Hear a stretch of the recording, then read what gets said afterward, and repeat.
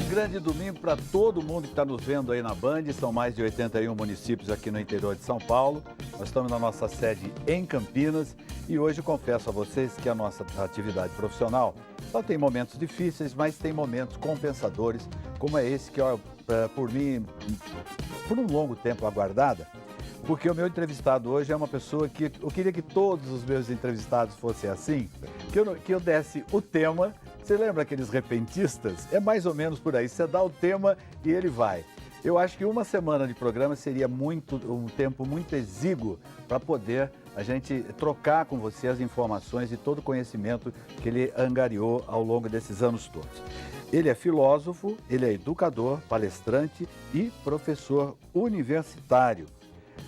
Eu falei, professor, nós vamos falar a respeito do que? Ele falou, do que você quiser. Porque ele só tem 29 livros no mercado brasileiro, vai nos contar também se esses livros foram lançados no exterior. Senhoras e senhores, estou recebendo hoje com muito prazer Mário Sérgio Cortella. Acima de tudo, além de professor, um exímio palestrante e que hoje nos dá a honra, e eu tenho certeza que o seu domingo vai ficar um pouco mais rico. Rico porque você está vendo a Bandeirantes e mais ainda pelas informações que você recebe a partir de agora. Eu te chamo de Mário Sérgio, de professor Cortella. Como é que eu devo me dirigir a você? Você sabe que tem gente que me chama de coisa pior. Os adjetivos nós vamos deixar de lado. Mário Sérgio ou Cortella, ambas as coisas. O que eu acho que é curioso, Paulo, é que se alguém me chamar de Sérgio, aí eu não ouço. Eu sou Paulo César. É. Eu só ouvia o César quando ouvia uma repreensão da mãe. Exatamente. Então, Paulo César, Então, Paulo César. Ou Mário Sérgio ou Cortella. Normalmente Cortella me chama e é bom demais. É quando você faz esses afagos.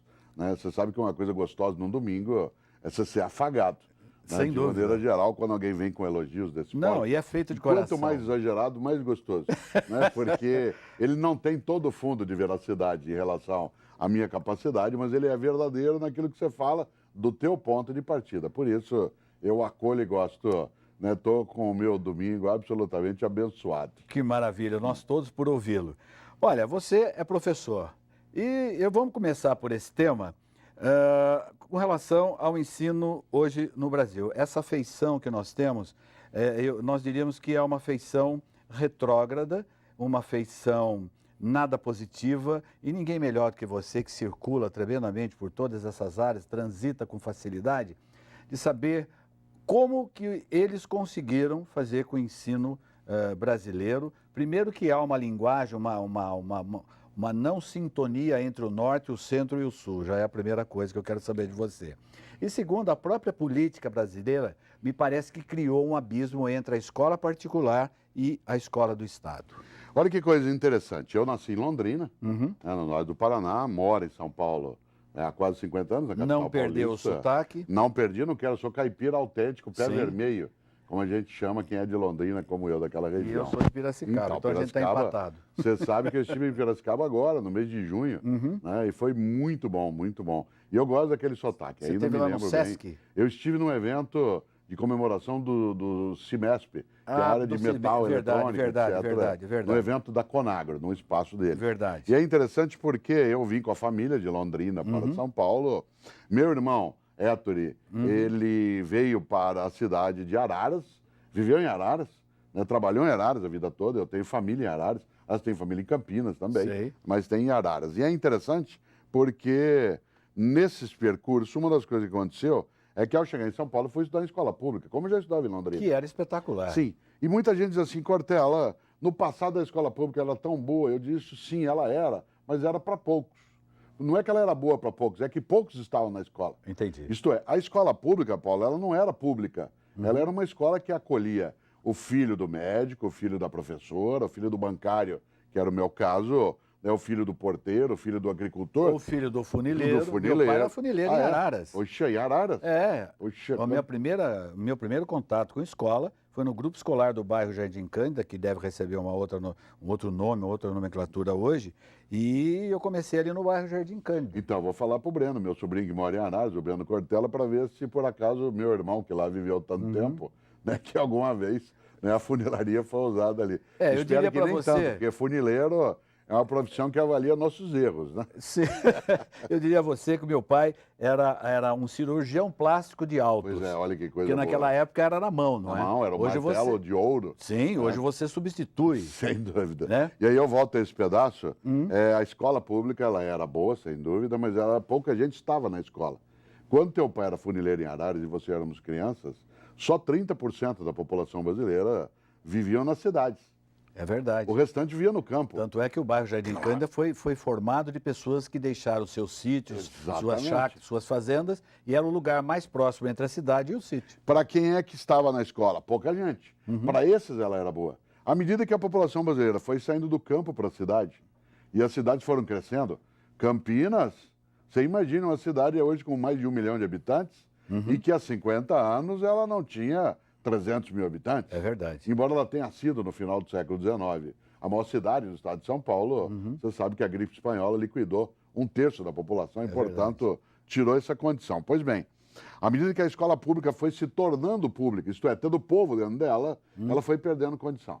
Entendi. E ela foi perdendo condição não porque ela teve povo, mas porque ela teve muita gente sem que o orçamento acompanhasse essa modificação. Sei. Junto com isso, uma mudança acelerada, né, do modo de fazer a educação gerou uma coisa até curiosa, né?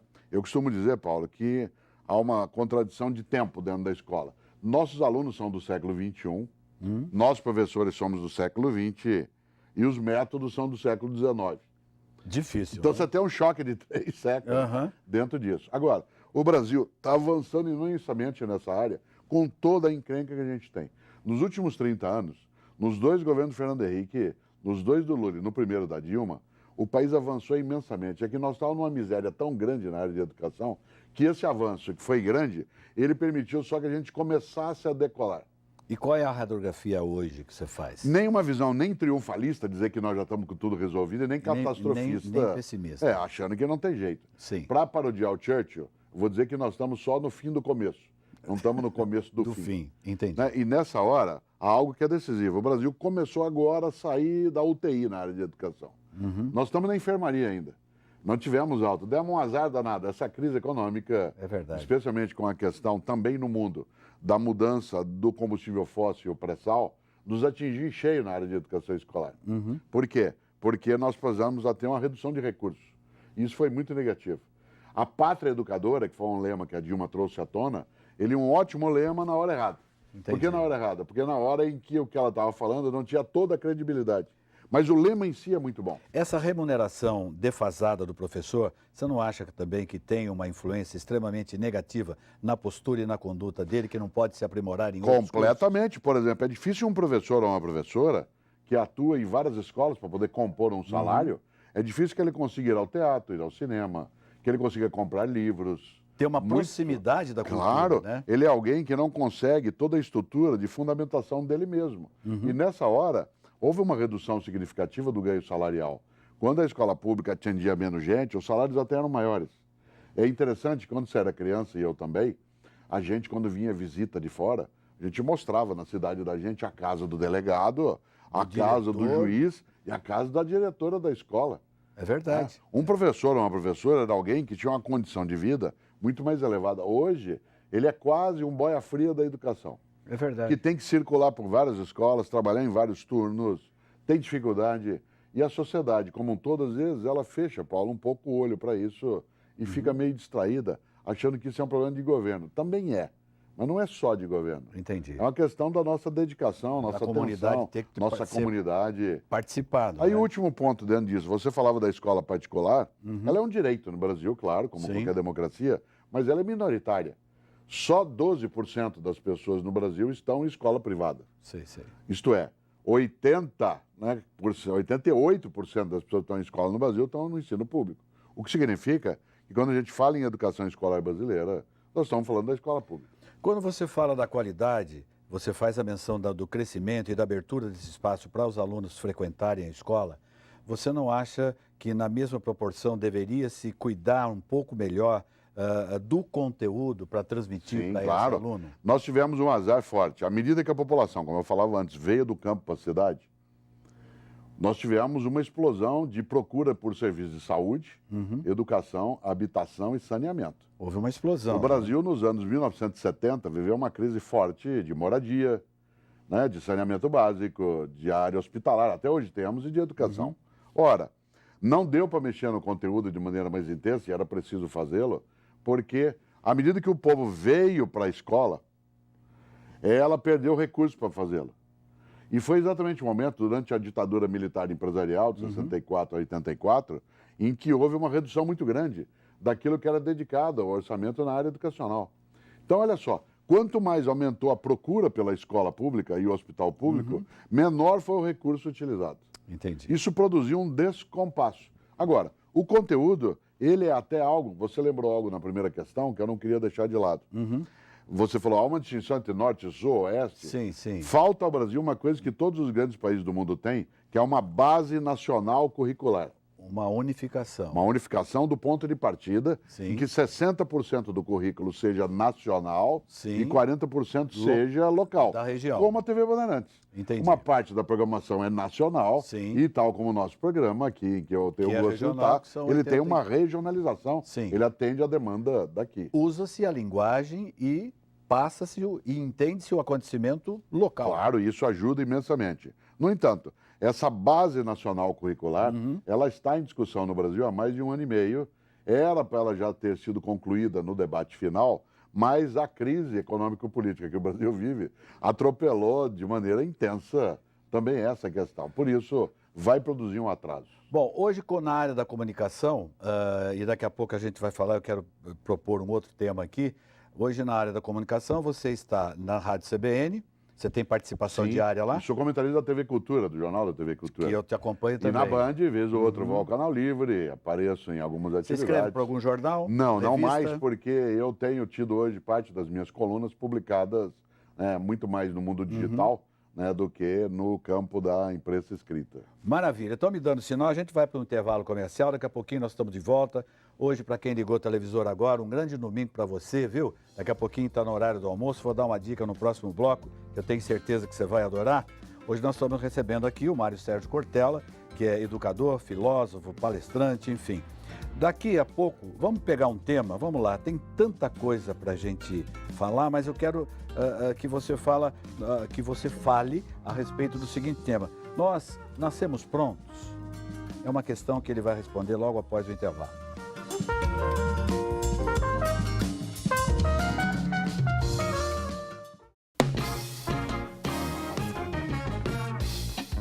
Muito bem, nós estamos de volta, um super domingo para você que está conosco aqui na Band Campinas. E, claro, falamos para mais de 81 municípios da nossa região.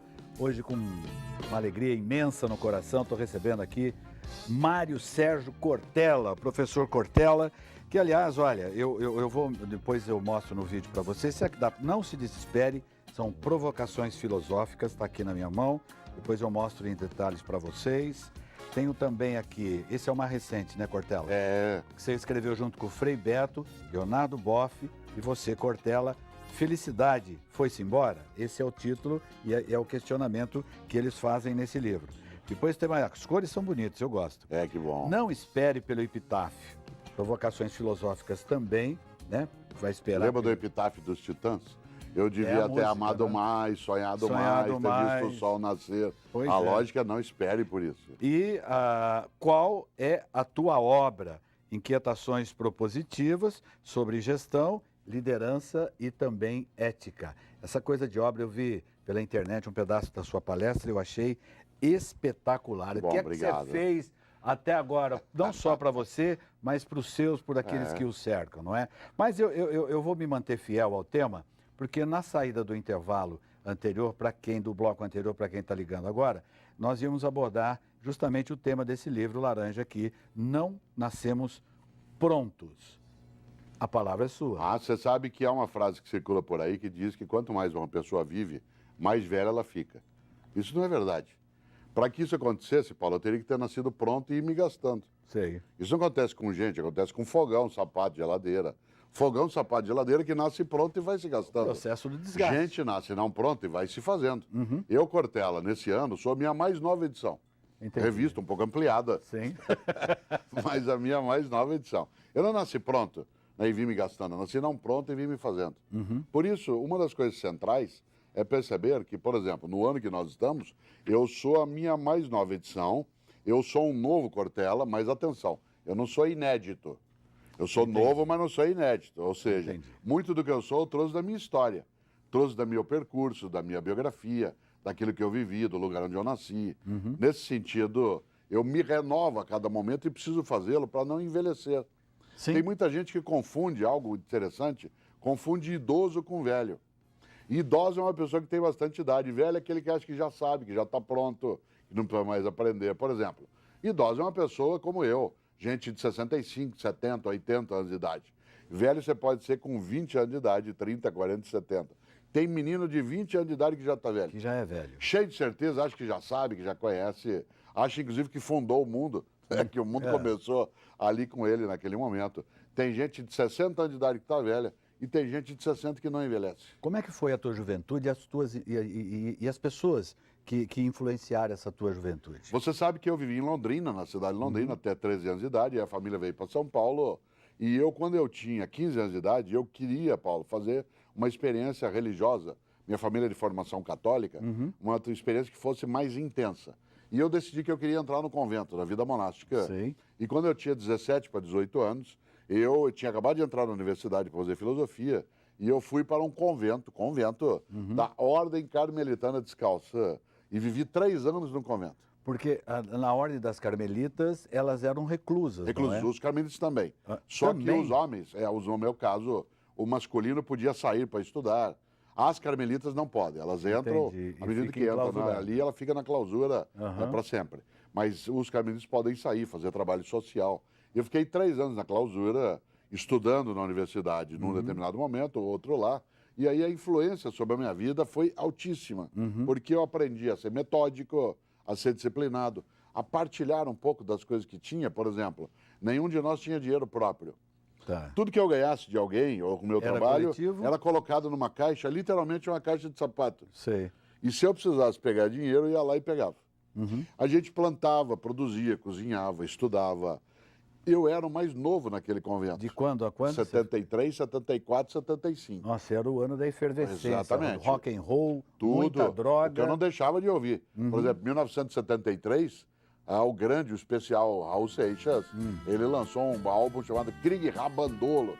Né? Krieg Rabandolo, que tinha uma música inesquecível, chamada Ouro de Tolo. Ouro de tolo. Ora, no convento a gente não podia ouvir música, assistir TV, exceto no horário das 19 até as 20. Puxa vida. Porque você tinha um período em que se podia ouvir rádio ou assistir TV. Sei. E eu, o que que eu ouvia? Raul Seixas, Rolling Stones. Eu ouvia Jenny Joplin. Viu, sabe o que foi engraçado? Eu brinquei com o Cortella, falei, Cortella, você foi efetivo participante nos anos 70, quem viveu sabe a quem me refiro. Ele falou, olha, se eu lembrar, se eu não me lembrar é porque eu fui. Só que eu me lembro, então eu não fui. Né? Exatamente. Que era um comportamento Sim, foi uma mudança comum muito entre forte, os adolescentes, né? né? Um comportamento comum dos adolescentes era uma coisa menos dolorosa do que ela é nos tempos atuais. A própria Por exemplo, liberalidade sexual. o próprio consumo de drogas ilegais, né? Porque qualquer droga, ilegal ou não, ela não é positiva. De forma nenhuma. Mas a droga ilegal ela tem um malefício muito mais forte. A cidade de Campinas, ela agrega e ajuda toda a região e o Brasil, um dos homens mais honrados que eu conheço, que é o Padre Haroldo, um padre jesuíta, já muito idoso. Você sabe que ele foi cuida do amor exigente. renovar a carteira de habilitação esses dias e conseguiu. É Cara. mesmo? Verdade, ele dirige sem ninguém, ele dirige sozinho e deram a renovação para ele Você merecidamente. sabe que Ele nunca fez o exame. deixaram, nunca deixaram eu renovar minha carteira de motorista, porque eu não dirijo e nunca tirei uma carteira de motorista. Verdade. Eu não tenho nem carteira de motorista. Você não tem? Nunca te despertou? Nunca quis na vida. Você gostava de andar de bicicleta? Gosto até hoje. De moto? Moto não, mas bicicleta sim. Né? E é interessante que eu nunca dirigi e não gosto, não é que eu tenho Sei. pânico, etc. Não gosto. Outro dia até, Paulo, eu viraram e falei assim, mas você não dirige? Eu falei, bom, eu não dirijo, não boto ovo, não fabrico rádio. Sim, tem uma série Tem de uma coisas que coisa eu que eu não faço que você não faz. E a pessoa não quis insistir, falou assim, mas você não dirige? É como se fosse uma ofensa. Eu não aguentei. Eu virei para ele e falei assim, eu não dirijo. Quantos livros você já escreveu? Pois é. Ele falou assim, ué, nenhum. Eu falei, então, eu já fiz 29. O teu primeiro livro, como se chamou? Chamava-se Descartes, a Paixão pela Razão, sobre o filósofo francês, o René Descartes, né, que é um filósofo que tinha como marca, né, do seu pensamento o uso da racionalidade como sendo o critério de direção na vida, né? E eu tenho uma concepção em filosofia de que Descartes tinha paixão pela razão. O título é contraditório de propósito. Sim. Porque como é que você tem paixão pela razão se são duas coisas diversas? Razão, coração. Aliás, e razão. o Descartes e Pascal, que é um filósofo contemporâneo dele, Pascal tem a famosa frase, né, de que o coração tem razões que a própria razão desconhece. Né? Ora, o Descartes sempre me encantou. Quem estudou e fez ensino médio, se lembra que estudou plano cartesiano, função de Cis, coordenadas e abscissas, e eu sempre me encantei pela ideia do pensamento de Descartes. E a frase clássica que ele tem, todo mundo conhece, que é penso, logo existo, ela foi provocada um dia em mim por uma frase do Lúcio Costa, o grande urbanista que ajudou a projetar Brasília. Sim. Porque Lúcio Costa dizia, não só como Descartes, penso, logo existo, mas ele dizia, penso, digo que penso e logo existo. E isso nos anos 1970, um ano de ferveção política, ideológica, religiosa, né, dentro do campo da moralidade, me provocou para que eu um dia fosse estudar mais Descartes. E o primeiro livro que eu publiquei foi exatamente sobre ele. Olha, eu andei pesquisando alguma coisa sua no Google, nas suas palestras, enfim, e percebi a tua afinidade com Mário Quintana, e que você faz a citação por várias vezes e tal. E um dos momentos que eu achei interessantíssimo é quando você faz a relação sobre Mário Quintana em torno dos 80 anos de ser solteiro. Eu queria que você repetisse isso, Mário que é espetacular. Quintana morreu no dia 5 de maio do ano de 1994, na mesma semana que o Ayrton Senna. Sim. Ayrton Senna morreu Aliás, no domingo. você faz um comentário sobre isso. O Ayrton Senna morreu no domingo, ele morreu numa quinta-feira. E Quintana morreu com quase 88 anos de idade, solteiro. Sei. E eu gosto de contar essa história, porque todas as vezes que alguém perguntava a Mário Quintana, mas por que o senhor nunca se casou? Ele dizia, sempre preferi deixar dezenas de mulheres esperançosas do que uma só desiludida. Que Para bom entendedor. Estupendo. Mário Quintana me influenciou demais. Ele, entre outras coisas, tem uma frase que me preocupa, que você mostrava algum dos meus livros, eu sempre pensei nisso. Quintana dizia assim, quando o leitor tem de perguntar ao autor o que ele quis dizer com isso, um dos dois é burro. E aí eu sempre preferi achar, como escritor, que sou eu que sou burro. Entendi. E, portanto, tenho que escrever melhor, estudar mais, ter mais clareza naquilo que faço, para que o leitor possa aproveitar, em vez de tentar entender o que eu estou dizendo. A vida é muito curta para ser pequena? Pois é, essa é uma frase que está no livro Qual é a Tua Obra? Muita gente na internet diz essa frase como de minha autoria. Sei. Quem dera pudesse ter criado uma frase dessa, né? Essa frase é de um grande pensador britânico do século XIX, chamado Benjamin Disraeli. Benjamin Disraeli, inclusive, foi primeiro-ministro da Rainha Vitória, e se ele estivesse hoje, no nosso tempo, ele diria aos britânicos, não saiam da comunidade europeia. Né? Pois bem, o grande Benjamin Disraeli, ele disse um dia isso que você mencionou, a vida é muito curta para ser pequena. A vida é muito curta para ser pequena. Já basta que ela curta seja para que a gente consiga torná-la pequenininha. E o que é uma vida pequena? Aquela que é banal, que é superficial, que é inútil, que é arrogante, de gente que empina o nariz, gente que esquece que é mortal. Entendi. Né? Gente que esquece aquela coisa que na roça a gente fala, que teu pai falou para você e meu pai falou para mim, caixão não tem gaveta. É verdade. Certo? Daqui nada levamos. Exatamente. Portanto, como nós nada levamos, nós podemos deixar. O que a gente pode deixar? A gente pode deixar bens materiais, mas eles se acabam. O que a gente pode deixar é afeto, partilha, amizade. Né? Você imaginar um domingão, o que é mais gostoso fazer no domingo? Sentar junto para ver Os TV, amigos e família. almoçar depois, conversar, isso é bom. Você tem uma frase que diz o seguinte, a pessoa importante é aquela que fica nos outros. Pois é. Alguém que é importante é diferente de famoso. Uma pessoa famosa, a fama vai embora, passa. A fama é aquilo que fica fora. Deixa eu chamar o Copos e Talheres aí e em seguida nós voltamos. Deixa eu dar uma dica para você. Copos e Talheres no ar.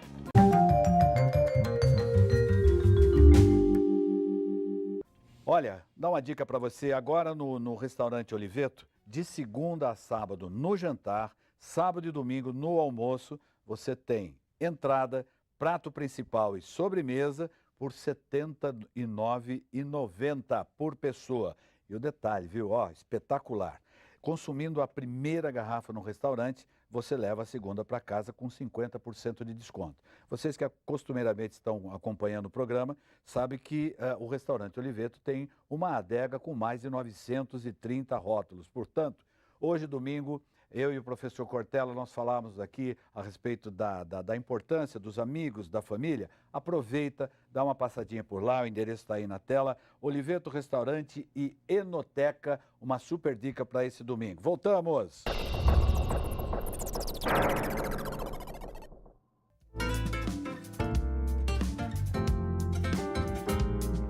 Muito bem, nós estamos de volta. Para você que está ligando aí o seu televisor nesta manhã de domingo, hoje eu estou recebendo aqui o professor, filósofo, palestrante, educador, Mário Sérgio Cortella, que está nos permitindo aí uma manhã muito agradável. Eu estou aqui com os livros deles, a gente, ao longo do programa, nós estivemos mostrando algum dos, né? Que são 29 livros editados. Eu queria que você repetisse, tem mais um no forno saindo agora. Nossa, tem um muito bom, vai sair agora, chamado Por que Fazemos o que Fazemos? Aham. Aliás, o subtítulo seria Vida com Propósito. Sei. Né? Por que fazemos o que fazemos? Esse livro sai pela editora Planeta.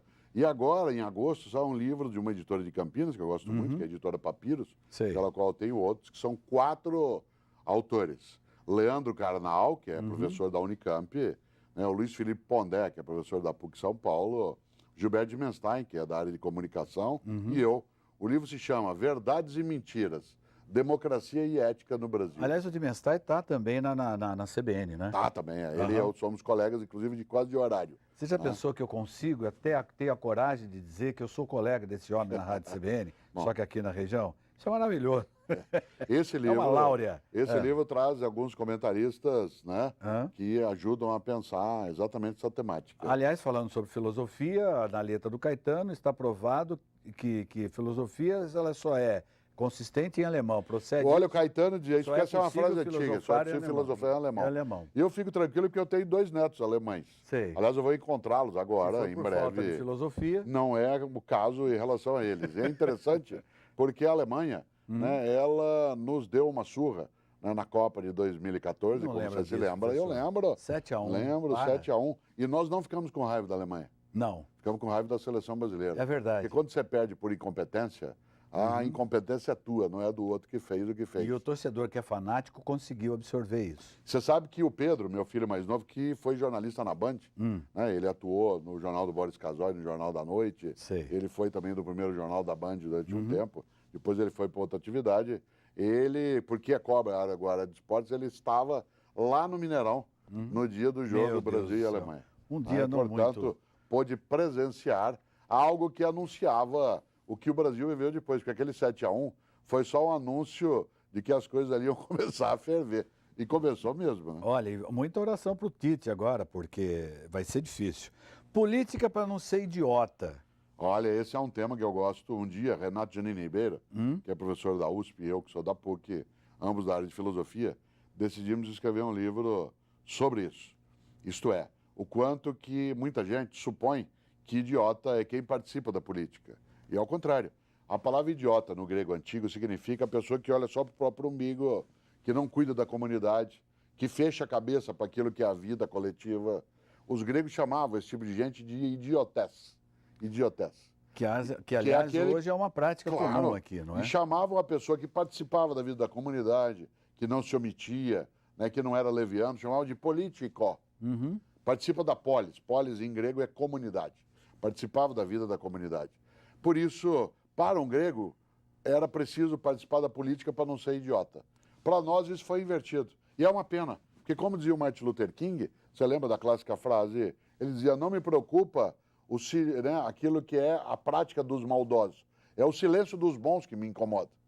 Puxa O silêncio dos bons me incomoda. A prática dos maldosos, eu vou e enfrento. Por isso, é preciso atuar no campo da política. Partido é outra coisa. Partido é um pedaço da política.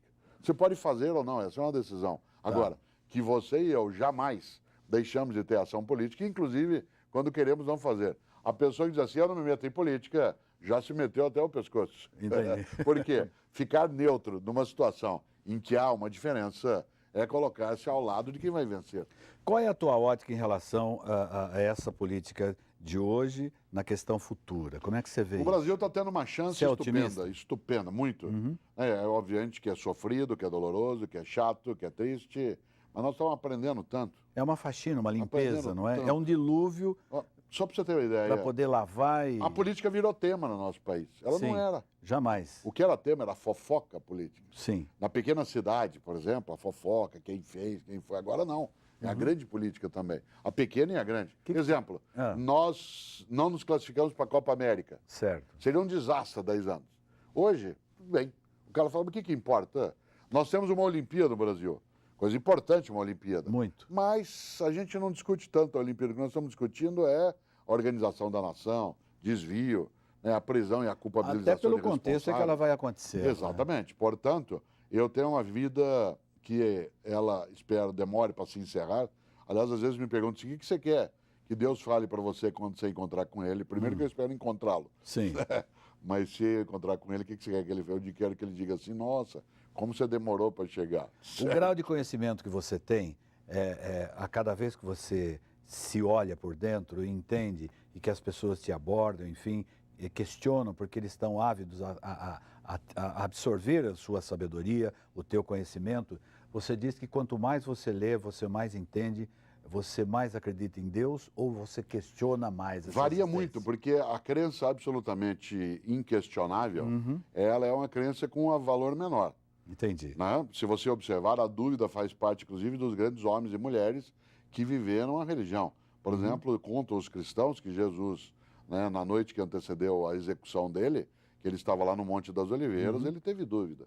Disse, pai, se der, afasta de mim. Esse cálice. Né? João Batista, um homem sempre lembrado nas nossas festas juninas, né? Ele, considerado um dos grandes santos da tradição dos cristãos, ele é um homem que, quando Jesus a ele se apresentou, disse, mas você é mesmo né, o escolhido, é você o ungido.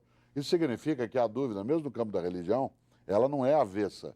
A filosofia não é contrária à teologia. Elas andam, às vezes, de braço dado, às vezes elas andam um pouco separadas, mas a ideia de uma divindade exclusiva, né, de alguém que tem esse nome, né, ela não é algo que eu tenha preocupação no dia a dia. O que eu acredito com muita força é que existem fontes amorosas que nos levam a ter a vida como um conjunto de união.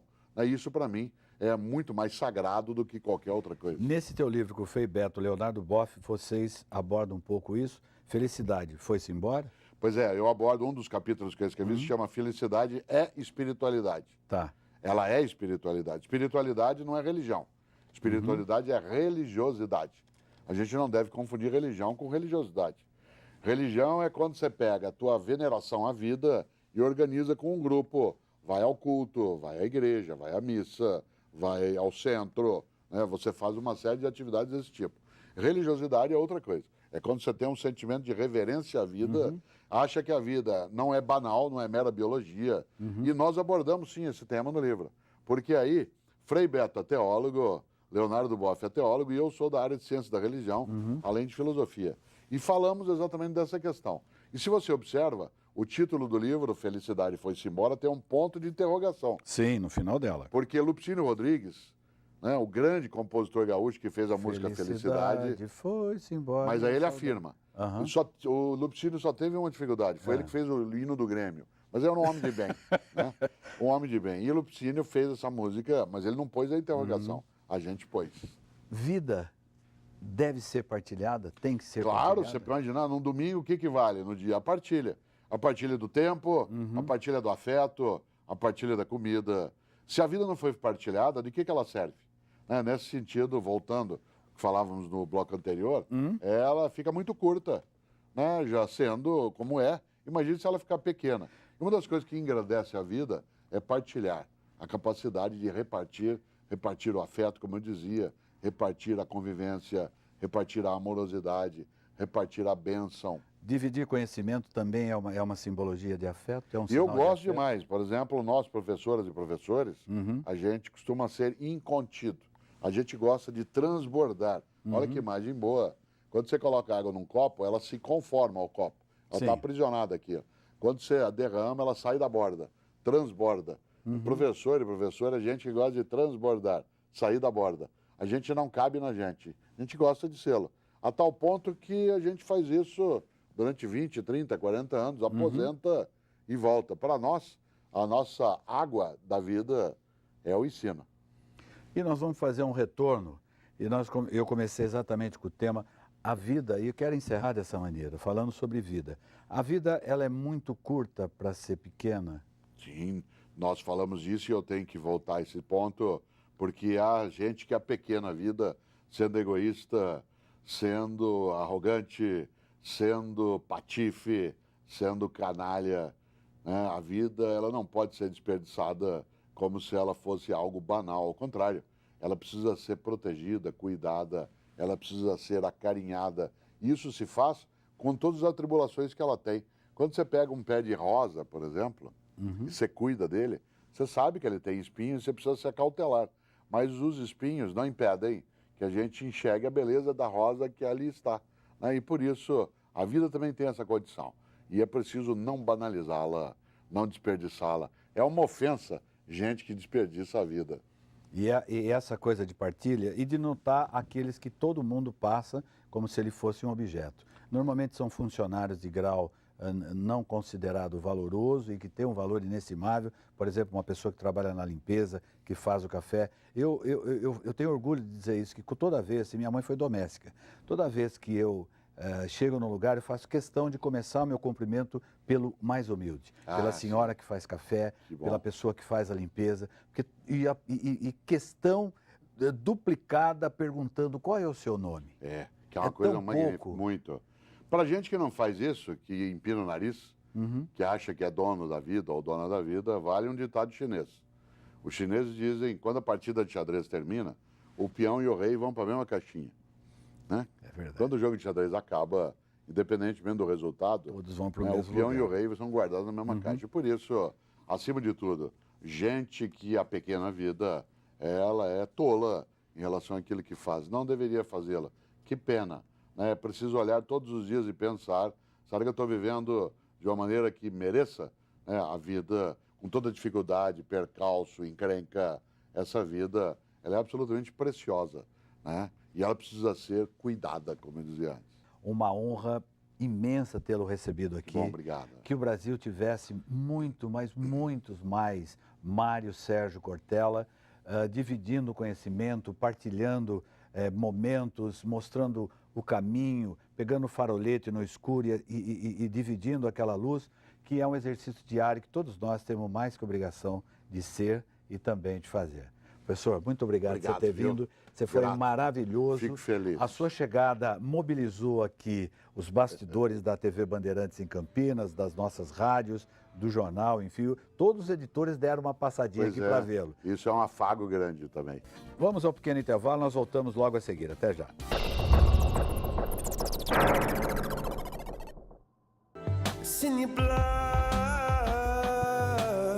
Você sabe que eu ouço uma musiquinha, antes de mais nada, bom dia a todos.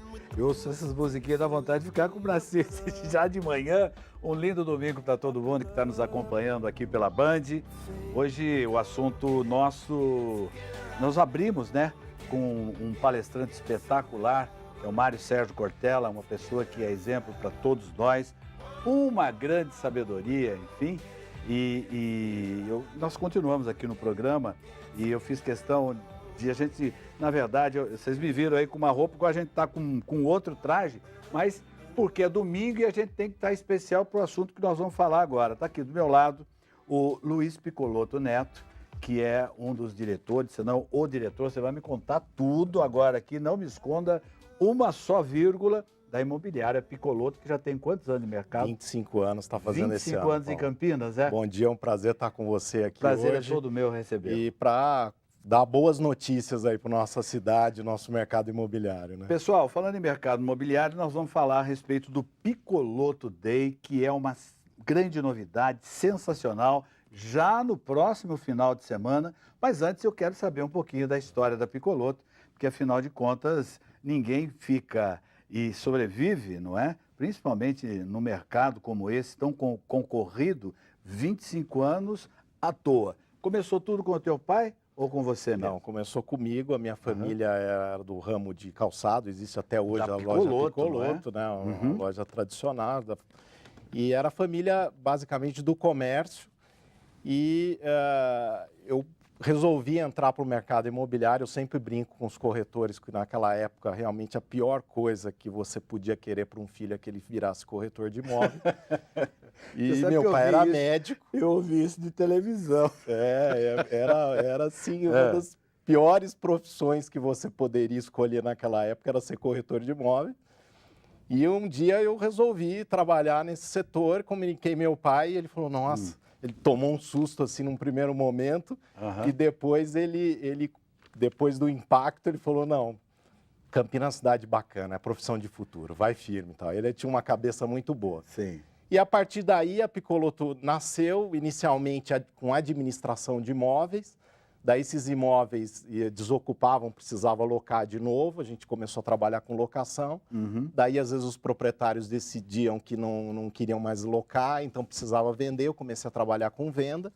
E a última coisa que a gente fez na vida da empresa, que é uma das últimas atividades, hoje a gente faz todas essas etapas, todas essas atividades, que é a parte de venda de lançamento, que hoje é a principal atividade que a Picoloto exerce aí.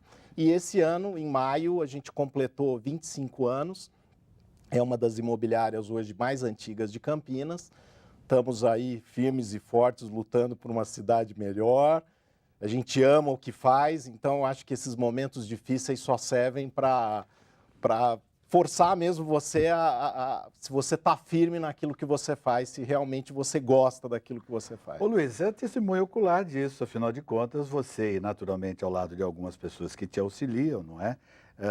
Criaram o Picoloto Day. Vamos falar especificamente desse evento que tem a sua abertura no próximo dia 6, né, no próximo final de semana. E eu sei que tem aí um time. Quantas pessoas estão envolvidas diretamente nesse projeto aí? Então, era um sonho antigo da gente fazer um grande evento do mercado imobiliário que trouxesse realmente uma oportunidade para o cliente. Entendi. E a ideia surgiu eu fui visitar um amigo em Porto Alegre, que tinha acabado de fazer um evento, não tão grande quanto o nosso, e eu gostei demais da ideia e falei, vou trazer essa ideia, amadurecer essa ideia aqui em Campinas. E daí surgiu essa parceria do Picoloto Day com a Rede Bandeirantes, que é a nossa parceirona nesse projeto, a Portal Propaganda. Entendi. E 10 incorporadores e 19 produtos. Estou vendo aqui, 19 produtos. Ó, Brookfield, Colmeia, Odebrecht, Direcional, Panabi, HM, Entreverdes, Entreverde Urbanismo, ACS, BKO, essa é a pronúncia, e Gafisa. E Gafisa, as maiores incorporadores do Brasil, com produtos extraordinários. Então, realmente é uma oportunidade. Eu quero convidar a todos vocês que estão me assistindo a ligar para a Picoloto. Um corretor vai até vocês, apresenta todas as possibilidades de produtos. Você tem uma gama incrível de produtos prontos ou quase prontos, em condições muito legais. Quer dizer, a gente pegou... É isso que eu queria entender, Luiz. Deixa eu te interromper, desculpe, mas eu quero entender legal, assim como o telespectador também. Então, por exemplo, o pessoal está nos assistindo aqui e vai acontecer no próximo final de semana. Normalmente você tem eventos que estão concentrados num único ponto, não é? Eu queria que você explicasse aí quais as maneiras, você já estava começando a explicar e eu te interrompi, exatamente para que a gente possa entender com clareza. Claro. Quem quer comprar, o que tem que fazer e de que maneira? Quais são as possibilidades? O que a gente recomenda num primeiro momento, como são vários produtos. Então, você tem produtos a partir de R$200 mil a 2 milhões. 2 milhões, quer dizer, então, é um espectro grande. Você tem financeira bastante grande. Você tem os principais bairros da cidade, todos representados. Então, você tem Cambuí, você tem Guanabara, você tem região do Parque Prado. Mansões, Ponte Preta, Galeria. Região do Galeria, São Bernardo. Galeria, São Bernardo. Jaguariúna, a gente tem um Tamboré, loteamento fantástico. Entendi. O Entreverdes em Sousas, que é um produto espetacular. É uma referência. O caminho para chegar já é maravilhoso. Já é maravilhoso. Né? Já é uma natureza privilegiada. Eu acho que é o primeiro, porque sempre esses eventos, né, Paulo, você pega muito produtos que não foram, assim, produtos que a gente fala não tão encalhado. E não é o caso do nosso evento. O nosso evento, nós reunimos o que tem de melhor, unimos os incorporadores numa grande ação de venda. Então, o que o cliente precisa fazer para participar? Ligar, entrar em contato com a gente, solicitar um corretor para que apresente todas as possibilidades. A partir daí, o cliente vai visitar, monta uma pasta com seus documentos e ele tem prioridade, porque na verdade depende muito dos produtos, uns produtos você vai ter mais, outros produtos são poucos. Entendi. E como é que se dá essa negociação, hein, Luiz? E daí no dia nós vamos ter uma tabela especial que vai variar muito de incorporador para incorporador, cada um tem uma estratégia, mas assim, com oportunidades muito legais e com uma vantagem, o cliente vem pronto para negociar. Praticamente todos os incorporadores vão estar presentes no evento, então é uma chance de você ter uma negociação direta com o incorporador. E aonde que vai? E fechar negócio. E é lá na Picoloto Imóveis, na rua Arthur de Freitas Leitão, 51, ali próximo ao McDonald's, ali é bem fácil de chegar. Vai ter inclusive cavaletes no dia e o cliente consegue chegar facilmente ali, é na Nova Campinas. E ele vai chegar lá e ter toda a estrutura para poder fechar o negócio. Mas para que ele feche o negócio, ele precisa conhecer o imóvel antes. Olha, você pode então entrar no site, eu estou até colocando aí, me permita, Picoloto, Picoloto com 2 Cs, né?